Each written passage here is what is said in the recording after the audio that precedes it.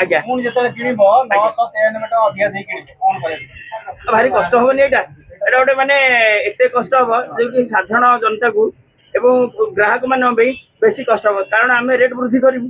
ଆମେ ଆଣିବୁ କୋଉଠୁ ଏ ଗ୍ରାହକ ପାଖରୁ ଆଣିବୁ ତ ରେଟ୍ ଆଜି ରୋଲଟା ରେଟ୍ 70 ଅଛି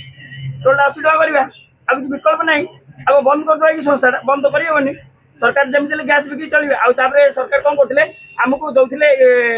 फ्री करुले 200 300 400 टका फ्री करुले सब्सिडी छाड़ुले एवं सब्सिडी फब्सिडी किसी छाड़ू ना सब पूरा फाइनाली बंद होगा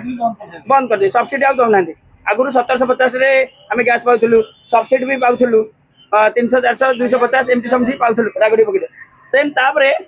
सब्सिडी बंद होगा धीरे धीरे धीरे धीरे ये सब बढ़ला ये आपण मुहर आज शुणुची देखिए आहरी 900 समथिंग अमाउंट बढ़ला तो ये आम बहुत कष्टदायक कथा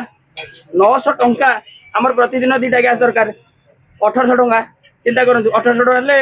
मासू के बढ़ला कमर्शियल गैस पुनी आउरी अधिक रेट पड़ी हाँ बा सही कथा कहूँ एटा कष्ट नुह गोटे बोझ उपर ललिता बिड़ा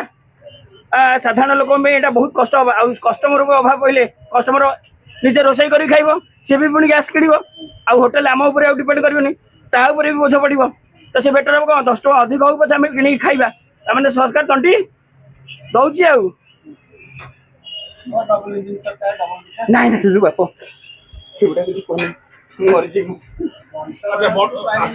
आगुरु केते रेट में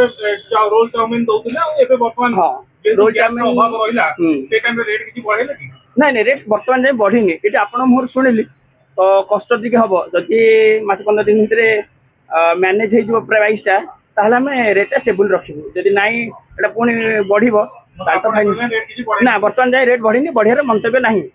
और जदि आपण सुनिली 1000 टका पुनी बढ़िबो ताले कोला बजार रोके ही गले ताले आम पे किछ होबनी जदि कोला बजार चलिबो गैस सरकार न दई परिबो एटा बहुत कष्टकर कथा हबो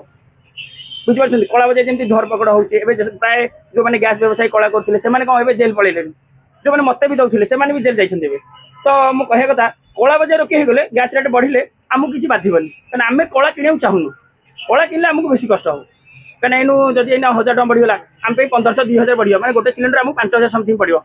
तो आम कष्ट पाइबू ना जदि सरकार ए टाइम गैस रेट बढ़ाई गैस जोगाई पारिबनी ताले एटा गोटे दुर्भाग्यजनक कथा गैस रेट बढ़ेबा मार्केट रे कला करिवो ताने प्रश्रय दउची कला बजारी पे ताने साधा मझिरे सरकार कहले कि गैस किछि अभाव नाही नाही नाही सफिशिएंट अछि किंतु अचानक एमि गैस रेट बढ़ाई देले ता माने गैस जो सफिशिएंट अछि कहले ताकर प्राइस हाइक करिया रतला सेति पय मन नहीं नहीं नहीं सरकार कथा मु कहि परिनी किंतु आमे सठिक मात्रा गैस पाई पार नथलु एबे गैस ढिला हे गेलनी मिलिला माने एटा गैस कंपनी माने कहथिले नहीं नहीं नहीं गैस हमको कमर्शियल मिलु नथिला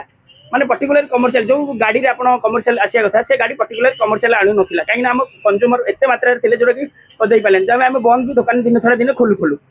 तो एबे धीरे धीरे कमर्शियल मिलिला प्राइस जेन्युइन प्राइस रे मिलिला तापर जेतले एबे रेट बढ़िला आपण मोर सुनिली तो आम पे बहुत कष्ट हम 1000 टका बोले ठीक अच्छे देन जदि ये कला बजार हो ताले सिलेंडर 5000 किनिदेबू कष्ट हेनी बहुत कष्ट हम माने साधारण जनता आम भितर बहुत कष्ट हम जहाँफल आम बाध्य भी पर पीस 10 टका बढ़ाई पड़ो ना मैनेज कर बहुत कष्ट हम। Thank you.